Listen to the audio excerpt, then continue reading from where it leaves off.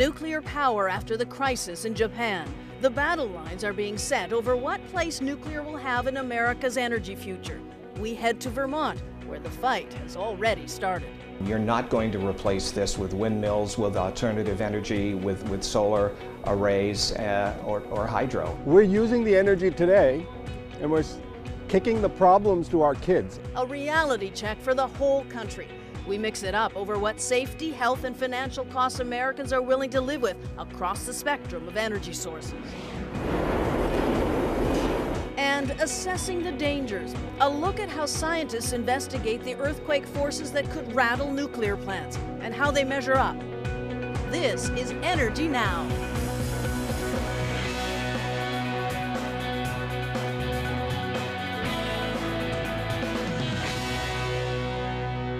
Hello, I'm Thalia Assuras. Welcome to Energy Now, a weekly look at America's energy challenges and what we're doing about them. In the wake of Japan's nuclear emergency, many people are asking if nuclear energy is necessary to feed America's energy appetite. And the answers might not be clear for some time. To get a sense of the scope of these challenges, we focus on Vermont as a microcosm for the nation's nuclear conversation. Vermont gets 1/3 of its electricity from the Yankee nuclear plant, a facility that is a near twin in design and age to the crippled reactors in Japan. And U.S. federal authorities have decided to extend the life of Vermont Yankee by another 20 years, despite strong opposition. It makes me feel that much stronger that the idea of keeping a 40-year-old reactor open for another 20 years, to be 60, makes zero sense at all. Energy Now Chief Correspondent Tyler Suiters went to Vermont to get a sense of that debate. Tyler? Thalia, one of the things I learned is that the name Vermont Yankee can be either a blessing or a curse. It all depends on who's saying it. And if opponents of the plant get their way, next year Vermont will find out what it's like to live without nuclear power, which raises a question for all of us. Could the entire country go without nuclear power? The first day of spring in Vermont brought a snowstorm and a history lesson. It's original paints, and these are the original fireplaces that, of course, were used. This was what was on in the 18th century when this was constructed. That's all original. Probably more lead-based paint than you want to know. What was the lieutenant governor's home during the 18th century is now a training center for the Vermont Yankee nuclear plant, maybe the most controversial nuclear plant in the entire country right now. Well, it's polarized. It's a political issue. Certainly, this town, Vernon, the host community, has always and continues to be very supportive of Vermont Yankee, and especially the license renewal. You get a very different opinion 6 miles up the road in a Brattleboro church, a rally supporting renewable energy. That's where I met environmental advocate James Moore. This is what we're talking about. It's safe energy for our children's future. And that's what it boils down to. Moore's point, 40 years of operation are long enough for a nuclear plant. What we're looking at with Vermont Yankee, is one of the oldest nuclear power plants in the country. Everything has its time. And with Vermont Yankee, we're talking about one single nuclear reactor in one single state. The whole of the U.S. has 104 commercial nuclear power reactors spread across 31 states. More reactors than any other country, producing twice as much power as any other country. Too much to simply turn off. No, the United States could not just shut down 20% of its baseload electricity production overnight. And that comes from a founding member of Greenpeace, maybe the best-known anti-nuclear group there is. But Patrick Moore changed his mind, drawing a line between nuclear energy and weapons. He now co-chairs a pro-nuclear coalition. If we hadn't made the mistake in the environmental movement of being against nuclear energy, of kind of lumping it in with nuclear weapons as if everything nuclear was evil, there would be a lot more nuclear plants in the U.S. today. Vermont has just the one, enough for the country's smallest energy-using state. But take away that nuclear plant. We supply 1/3 of the energy to the state of Vermont. So that's 285 megawatts right now. And if that were offline, how would the state replace that? Well, they would have to, it has to come from somewhere. And a lot of it came from burning oil until the 1970s oil embargo. That's part of the reason we started building so many nuclear plants back then.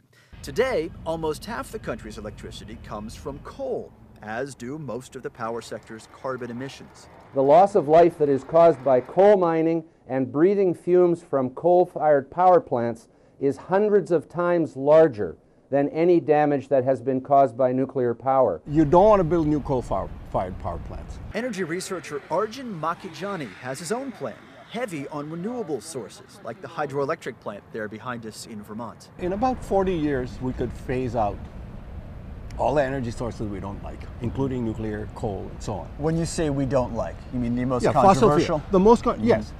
So then, where do we turn? Maybe a mix, something renewable and something with lower carbon emissions than coal. The fuels you have to help you bridge are natural gas and hydro. Only if we are building a bridge away from nuclear. Overall, I think safety in the United States hasn't changed much in the last month, but perceptions may have. Political strategist Mike McKenna represents utilities, including some that rely on nuclear power. He says nuclear will be an essential element of any major energy legislation. You need to make promises to nuclear, to coal, to natural gas, to wind, and to solar for them to all kind of join hands and move together. What we need to do for our future is look to our future and actually start building the stuff that our next generation wants to be reliant on. And getting rid of the stuff left behind, nuclear waste that has no permanent storage site in the U.S. This spent fuel pool over here down the street has more spent fuel by my calculation than all of the 4 spent fuels in Fukushima put together. And Vermont Yankee stores its spent fuel in the same way, in the same design, as Japan's disastrous Fukushima plant. We should really remember that 95% of the energy is still in that used fuel. Fuel that could be recycled and reused, maybe the future of U.S. nuclear energy. But the present is being decided in Vermont, based largely on the past. All of the modifications through the years going back to the 1970s that were recommended or suggested by GE or mandated by the Nuclear Regulatory Commission, this plant implemented. We're talking tens to hundreds of millions of dollars, improvements that need to be made to that aging facility if they are going to try and run it for 20 more years. Vermont Senator Bernie Sanders is now asking President Obama for a moratorium on all license renewals for U.S. nuclear plants. But Thalia, the political strategist you saw in the piece, Mike McKenna, says that's not going to happen. The electricity the U.S. gets from nuclear generation is simply too important to take offline anytime soon. Too much, I guess. Tyler Suiters, thanks very much. Thank you, Thalia. And you at home are weighing in on the nuclear debate. The Pew Research Center conducted a poll between March 17th and the 20th showing that support nationwide for expanding America's use of nukes has dropped. Just 6 months ago, Americans were evenly split 47-47 on using more nuclear power. Now, according to the new survey, 52% of Americans are against nuclear expansion. Support dipped to 39%.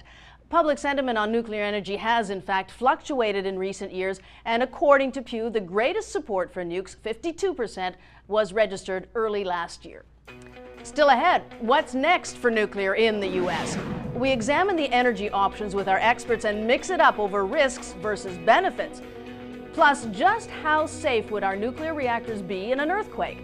An inside look at how they're tested.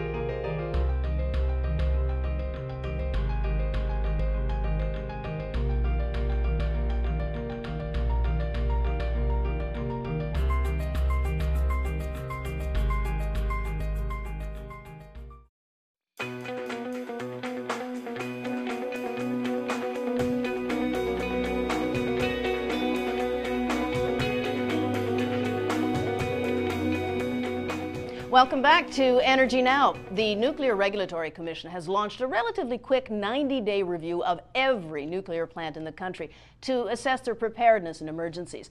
That's the government's short-term response to the crisis in Japan. But what about the long-term outlook for nuclear power, which currently accounts for about 20% of our electricity? Well, time now for the mix, and we are joined by nuclear physicist James Acton of Carnegie Endowment's Nuclear Policy Program, known around the world for its expertise on all things nuclear. Also with us, Dave Hamilton, who is the director of the Global Warming and Energy Program of the environmental group, the Sierra Club. And welcome to both of you, gentlemen. So the Nuclear Regulatory Commission launches this review of every single new reactor, but other countries in the world, like Germany and Italy, are saying slow down or are closing down reactors. Do they know something we don't know, and is our response good enough? I'll start with you, David. I just think that part of this is driven by what is a meltdown in public opinion, and a meltdown for the support of nuclear power around the world. We've seen in public opinion polls in this country already that support for nuclear power has now fallen way below a majority. And I think many of the responses in Europe are based on the fact that their populations are even more sensitive to safety concerns and more sensitive to the risks and downsides of nuclear power than we have been. Well, James, is the NRC's response good enough? A quick sort of shotgun look over 90 days?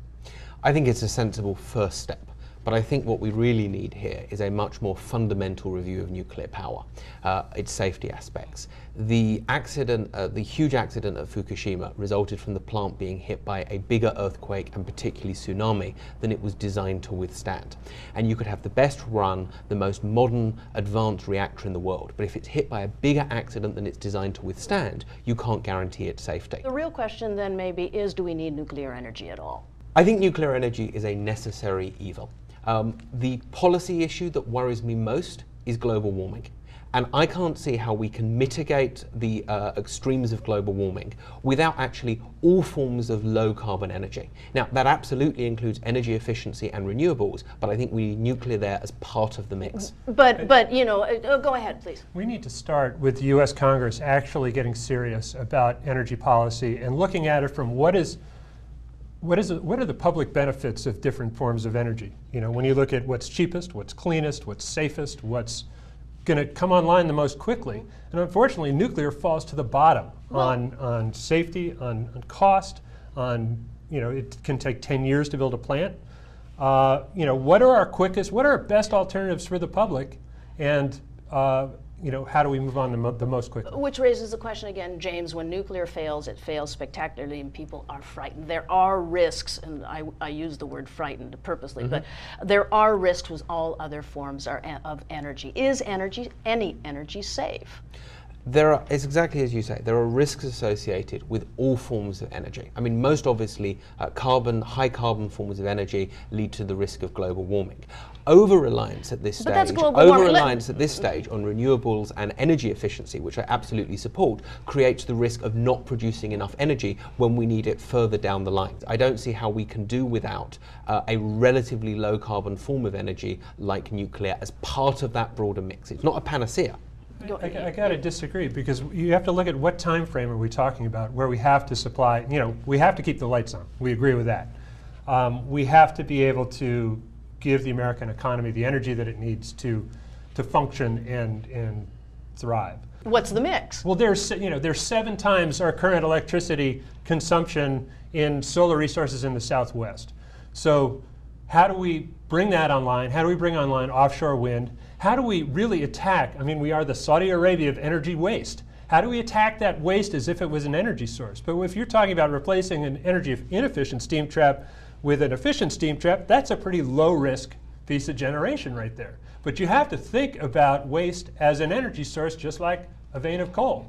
And what time period are you trying to make up that energy? Right, what you're saying is Americans aren't really going to wait for their energy. So you are going to see oil, gas, coal, and perhaps even nuclear. I mean, what are Americans willing to sacrifice? Unless we are willing to put the kind of initiative, we've kept the renewables industry dangling for 20 years. We passed a production tax credit 20 years ago and it's expired twice. It's completely disrupted the industry and financial markets. We have never made a national commitment to renewables. We have barely done anything on efficiency. And So we've barely even started to investigate what are the cheapest, quickest, safest, and cleanest sources. Barely started, and James, the last question to you. Nuclear, investors were not getting into nuclear, so was it just a pipe dream that there was a resurgence of expansion of the nuclear power industry? Well, I mean, it would have been fascinating to see had this accident not happened. I mean, you know, there's no question that nuclear has its challenges, and one of those is the enormous upfront capital costs. Now, the industry's hope was always that after you got the first few reactors up and running, the cost of building new reactors would go down, the time taken to build them would go down.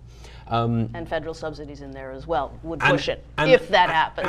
And there were the federal subsidies in there. Now, whether or not that theory would have worked in practice is something that we don't know, and maybe now we won't know. David, your response to that? The terrible economics of nuclear power has had, you know, a lot of people have been interested in reactors and canceled them. I think that it was hanging by a thread to begin with. The Japanese crisis may snip that thread as people get a crash course in radiation, the limits of technology, and human error, and realize that all the risk is going on to the public.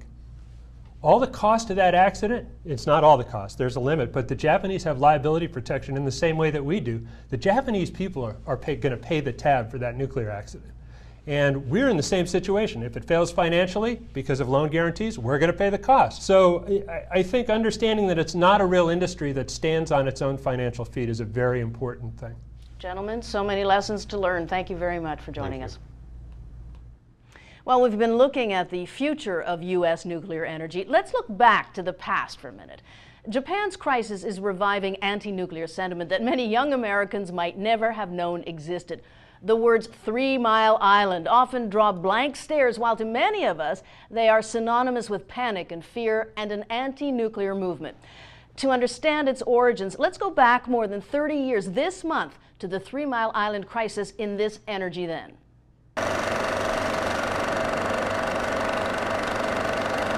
An accident in the water cooling system at the 3 Mile Island nuclear power plant. Wednesday, March 28, 1979, 3:55 a.m. A shrill alarm notifies everyone around the Pennsylvania 3 Mile Island plant that there is a problem at the nuclear facility. The world has never known a day quite like today. It faced the considerable uncertainties and dangers of the worst nuclear power plant accident of the atomic age. The turbines that turned TMI Unit 2's generators had stopped because cooling pumps had failed. Next, the reactor shut down. Emergency backup pumps kicked into action, but the valves that let in water to cool the reactor never opened. A second set of backup pumps began working, but in the chaos, an operator misread a report and shut off the pumps. That proved to be the fatal blow. Shut down part of the plant for an unspecified period. The reactor in Unit 2 overheated. 36,000 fuel rods had shattered and melted down. Just hours later, fearing a leak, the shift supervisor declared a general emergency, the only emergency ever declared at a U.S. nuclear plant. Years later, investigators found that the nuclear rods had melted, but radiation did not escape, so the plant's 14,000 nearest neighbors were never in any danger from radiation-related illnesses like thyroid or other cancers. Still, the chaos, confusion, and lack of communication during the crisis left Americans angry and fearful and led to the anti-nuclear movement that some say stunted the industry.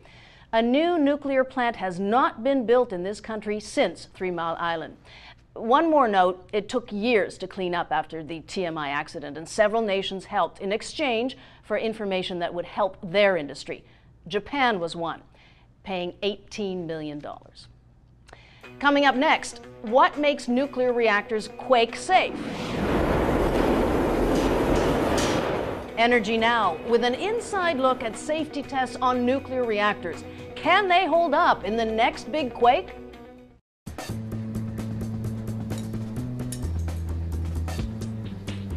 Even an Iraq vet like me who's in really good shape needs good health care. Especially when it's top quality and convenient. And it's not just for men. In fact, aren't you a vet, Patricia? Yeah, I served in the Air Force. When I come to the VA, the people understand veterans' needs. I get great care with good doctors and nurses and state-of-the-art facilities. Because hey, I was there and I earned it. And if you deployed to Iraq or Afghanistan, including with the Guard or reserves, you did too. Here's another thing. I'm within 5 years of my time over there, so there's no copay for any service-related condition. That makes a difference to me. So why not come in today? When you check in, you'll get a full medical exam, first thing. Free for vets at the VA. Thanks, Doc. So check us out and see you here.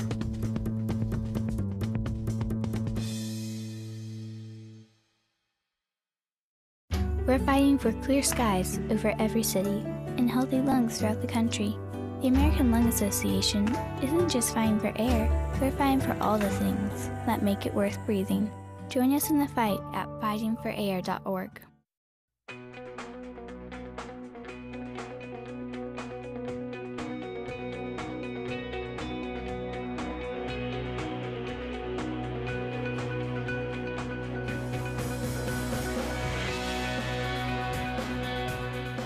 The devastating earthquake and tsunami in Japan that crippled the Fukushima Daiichi nuclear facility has led U.S. regulators to take a closer look at the seismic readiness of America's nuclear plants.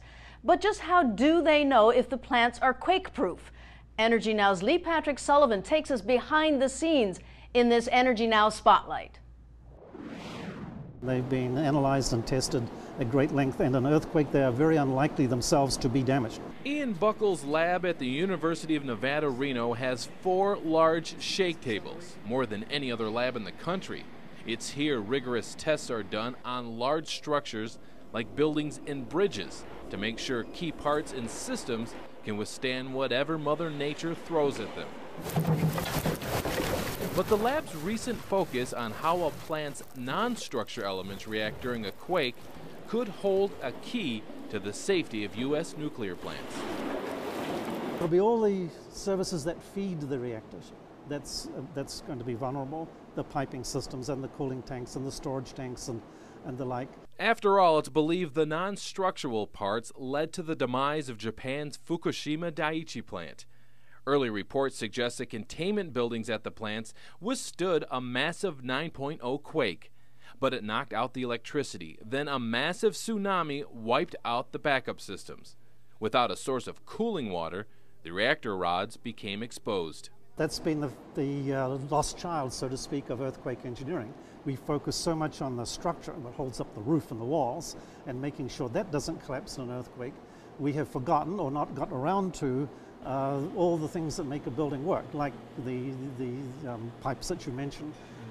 The waste, the fresh water, the cooling water, all the HVAC, all those components that are the nervous system of the building and the plumbing of the building aren't usually designed for earthquakes because our focus has been on just stopping the building collapse to save lives. Manos Maragakis, the university's dean of engineering, came extremely close to experiencing the recent quake. He and his colleagues were in Japan attending an earthquake conference and left right before the quake hit.